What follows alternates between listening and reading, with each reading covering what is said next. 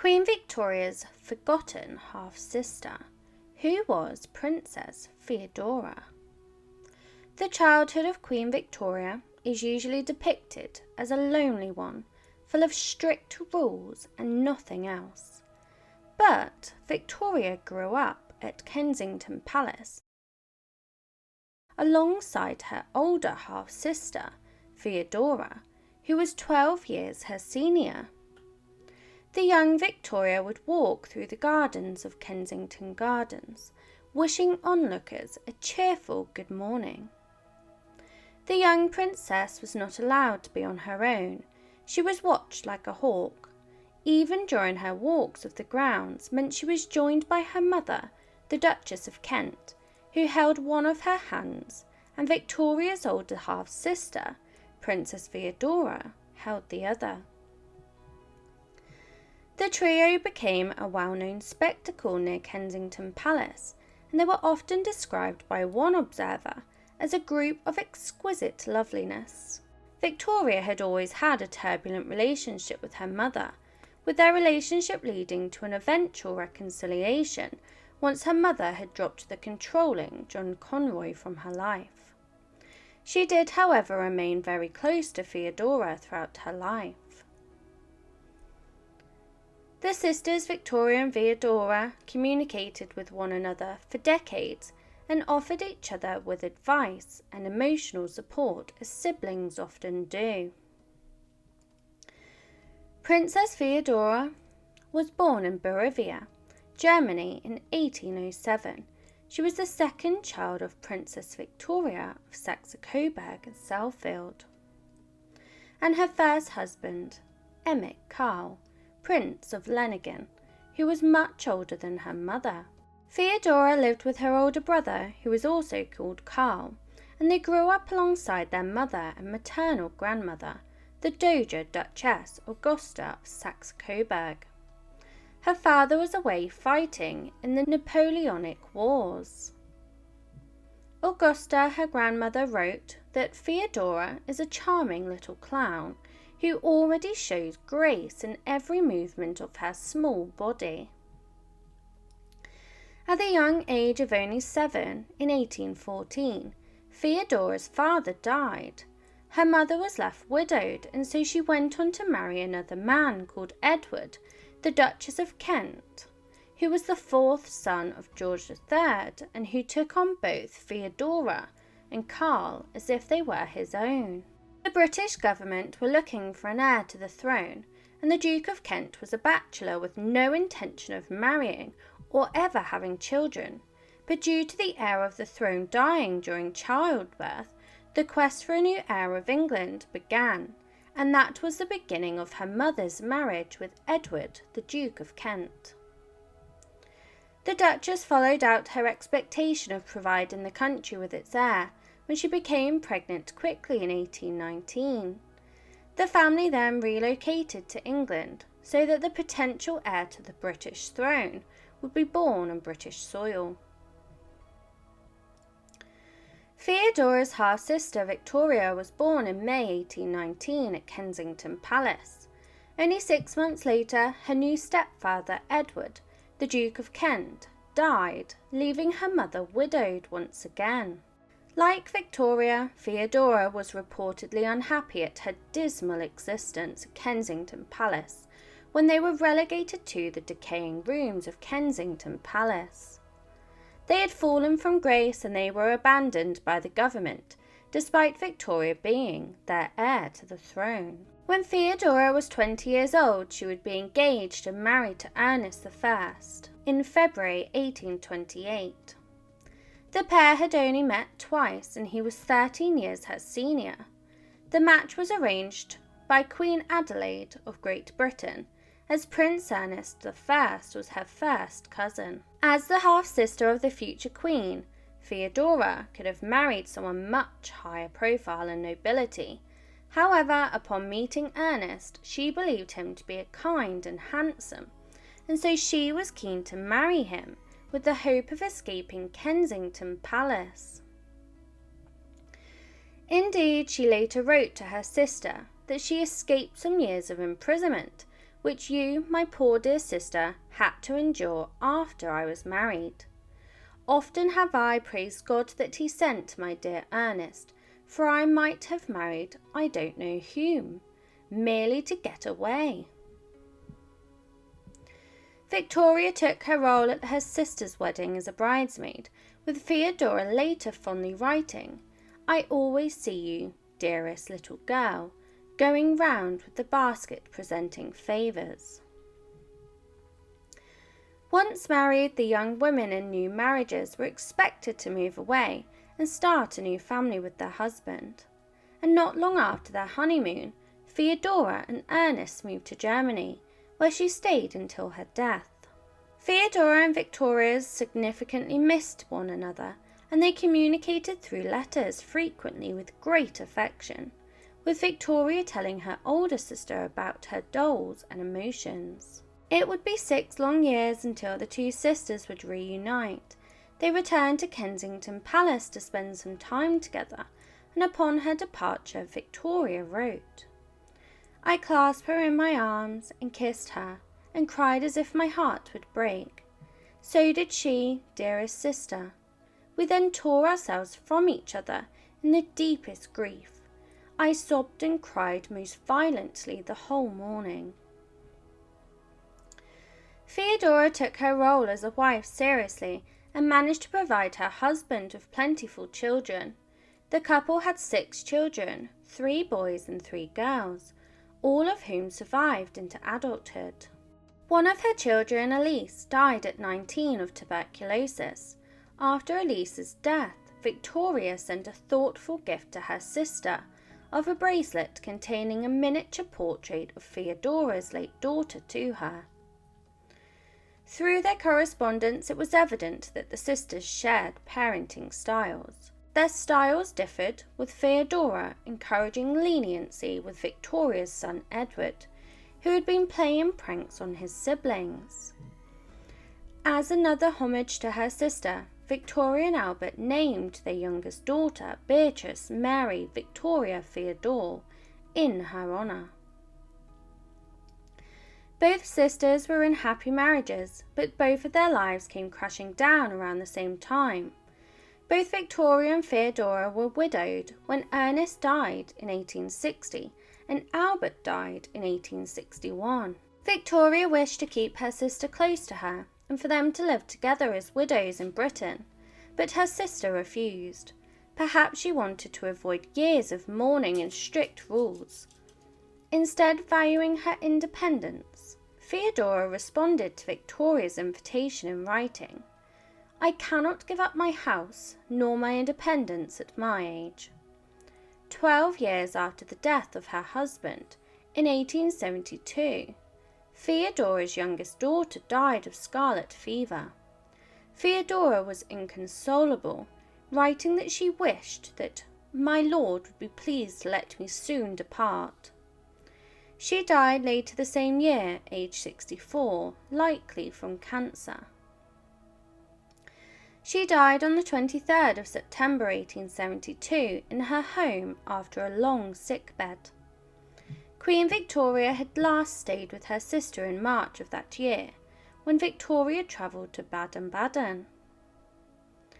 Victoria and Feodora said goodbye for the final time on the 6th of April 1872, and just one day later Feodora wrote, "My beloved Victoria, the parting from you was very painful," and that would be the last time the sisters would meet. Unfortunately, Feodora was already ill by then. Queen Victoria was devastated by Feodora's death, writing, "My own darling, only sister, my dear, excellent, noble Feodora is no more. God's will be done, but the loss to me is too dreadful. I stand so alone now, no near and dear one nearer my own age, or older, to whom I could look up to, left. She was my last near relative of an equality with me, the last link with my childhood and youth." A letter which was dated to 1854 was found among Feodora's papers after her death. Addressed to Victoria, it stated, I can never thank you enough for all that you have done for me, for your great love and tender affection. These feelings cannot die. They must and will live in my soul. Till we meet again, never more to be separated, and you will not forget. Queen Victoria, who made a private trip to the villa for 3 days in September 1873, where she visited Feodora's grave and approved the final design for the monument created by Feodora's son Victor. The angel on the tomb looks directly to the villa across the valley, although the villa no longer exists as Feodora would have known it. Feodora's grave still stands in Baden-Baden and can be visited. There have been many TV programs written on the famous sisters, with various on-screen portrayals of Feodora, depicting her as having a range of different personalities. However, letters and correspondence between the sisters evidences an affectionate relationship between her and her sister. She was both warm and wise, and deserves to be considered a valuable source of advice and care throughout Victoria's significant reign. The brother of Queen Victoria. Queen Victoria's half-brother Charles came into the world on the 12th of September 1804. He was born to Emmet Karl, the second Prince of Leiningen, and Princess Victoria of Saxe-Coburg-Saalfeld. At the age of 17, Victoria herself entered into marriage with the widowed Emmet Karl, who was 40 years old at the time. Emmet Karl had previously been married to Victoria's aunt Henriette, and in 1807 a daughter named Feodora was born. Karl had received his education at a private school in Bern and later pursued law studies at the University of Göttingen. There he studied under Karl Friedrich, a renowned expert in German constitutional law and a leading advocate of the German Historical School of Jurisprudence. During this time at the British court, Karl developed a keen interest in various forms of art. In 1828 he commenced the construction of Leiningen Castle, which served as his private residence. The architectural style of the castle was inspired by neo-Gothic castles found in Britain, such as Abbotsford House. As a noble family, the princes of Leiningen held seats in the Landtag Diet of Baden, Bavaria and Hesse. In 1842, Prince Karl assumed the role of president of the Bavarian Upper House, and he additionally pursued a military career in the Bavarian army and held the honorary rank of lieutenant general in the cavalry. On the 20th of April 1842, Karl and 20 other noblemen convened at Biebrich Palace to establish the Adelsverein. The purpose of this organization was to facilitate the settlement of German immigrants in Texas, and Karl was elected as its president. Following the German revolutions of 1848 to 1849, Leiningen gained considerable recognition as a progressive reformer and free thinker. He passionately advocated for the implementation of parliamentary systems and openly criticized the privileges enjoyed by aristocracy. As a result, on the 6th of August 1848, he was appointed as the Prime Minister of Revolutionary Germany by Regent Archduke John of Austria. The appointment of a Catholic head of state and a Lutheran head of government such as Leiningen created a balance within the German dualism system. Furthermore, his close ties to the British royal house were generally well received, and initially Leiningen's cabinet enjoyed support from a majority of liberals and left-wing members in the newly established Frankfurt Parliament. However, on the 5th of September, a significant event occurred, known as Schleswig-Holstein Question. King Frederick William of Prussia unilaterally signed with Denmark in Malmö, which sparked outrage among the delegates of the Frankfurt Assembly. The reaction was so intense that Leiningen, unable to assert the authority of the central government, was compelled to resign from his position as Prime Minister. He was succeeded by Anton von Schmerling, an Austrian politician who served as Prime Minister until December. Throughout Victoria's days, Victoria spent most of her time in the company of her lady-in-waiting, Baroness Spath, When her husband passed away in 1814, it likely brought some relief to Victoria, and she embraced her newfound independence. Victoria held a deep affection for her son, and initially she hesitated to remarry the Duke of Kent, fearing that she might lose custody as Charles. However, her brother, who would later become King Leopold I of Belgium, managed to convince her otherwise. As Victoria embarked on her new journey, Charles was away at school in Switzerland, and on the 24th of May 1819, his half-sister was born, and in November Charles sent a congratulatory letter from Geneva to mark his stepfather's birthday. Unfortunately, they didn't have many opportunities to spend time together, as the Duke of Kent passed away on the 23rd of January 1820, leaving his mother widowed once again. Charles began studying law at university in 1821. However, it wasn't until Charles reached adulthood that he had the chance to meet his half-sister for the very first time. In the summer of 1825, the entire family, including Charles and their shared grandmother Augusta, embarked on a journey to Clermont. They gathered there to celebrate the Duchess of Kent's birthday. And during Victoria's youth, she and her half-brother were not close, mainly because Charles had aligned himself with the widely disliked Sir John Conroy, upon whom he relied for financial support. On the 13th of February 1829, Charles entered into marriage with Maria von Klebelsberg, who had previously served as lady-in-waiting to Prince Albert's mother, Princess Louise. Charles' choice of bride did not sit well with his family, and they were far from pleased. He and his new wife settled in Amerbach and embarked on extravagant and costly renovations, seemingly funded by the Duchess of Kent's accounts. On the 9th of December 1830, Maria gave birth to their first child, Ernest Leopold, who would eventually succeed Charles as the Prince of Leiningen.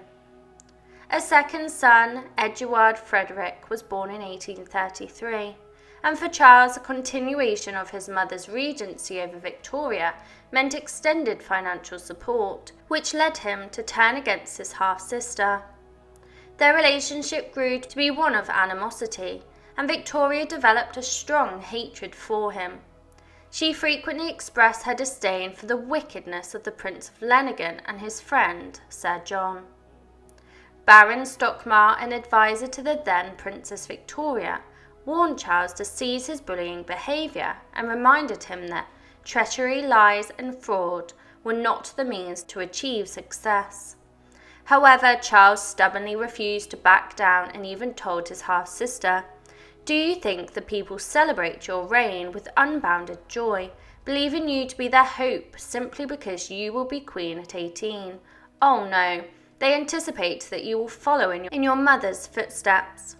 He praised John Conroy, claiming that Conroy had diligently laboured for years to create a substantial popularity for Victoria. When Queen Victoria turned 18, Charles happened to be in London. On that afternoon, he, Victoria and their mother took a ride through the parks, and despite Victoria's deep-seated hatred for her half-brother, upon her accession to the throne, she bestowed upon him the Order of the Garter. This gesture hinted at a possible thawing of their relationship, and it seemed that their bond might improve over the coming years. Charles made frequent visits, including one in the summer of 1848, when he joined Victoria, Albert and their two older children in Scotland. During that year, Charles briefly held the position of President of the Reich Ministry. In 1855, Charles suffered an apoplectic attack, and the following year he experienced a fatal second attack. On the 13th of November 1856, he passed away, with Feodora by his side. Victoria, who was expecting her final child at the time, was also grappling with a severe cough and exhaustion. Now, in addition to her other burdens, she had to mourn the loss of her half-brother, and Charles was succeeded by his eldest son as the Prince of Leiningen.